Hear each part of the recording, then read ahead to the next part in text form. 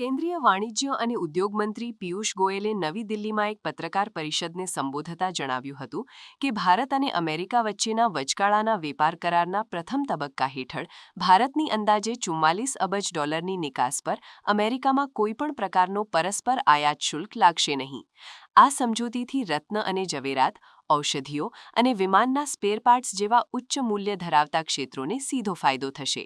આ કરાર દ્વારા બંને દેશો વચ્ચે દ્વિપક્ષીય વેપારના લક્ષ્યાંકને વર્ષ 2030 સુધીમાં 500 અબજ ડોલર સુધી લઈ જવાનો માર્ગ મોકળો થયો છે. આર્થિક વિશ્લેષકો આ કરારને ભારતીય નિકાસકારો માટે એક મોટી જીત સમાન ગણાવી રહ્યા છે, કારણ કે અત્યાર સુધી અમેરિકા દ્વારા લાદવામાં આવેલા ઉચ્ચ કરારોને કારણે ભારતીય ઉત્પાદનોની સ્પર્ધાત્મકતા પર અસર પડતી હતી.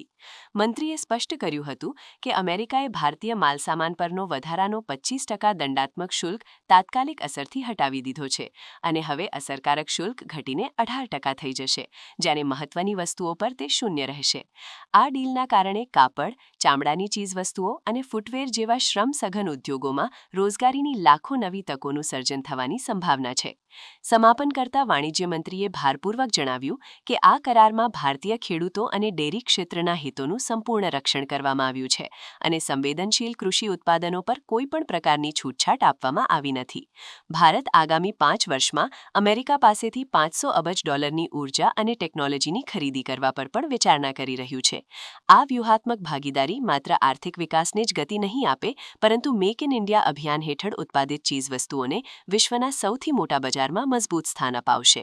ऑटो पार्ट्स पे जैसे मैंने कहा कि कुछ ऑटो पार्ट्स ऐसे हैं जिस पे हमें जीरो ड्यूटी मिलेगी, कुछ पे 18% रहेगा.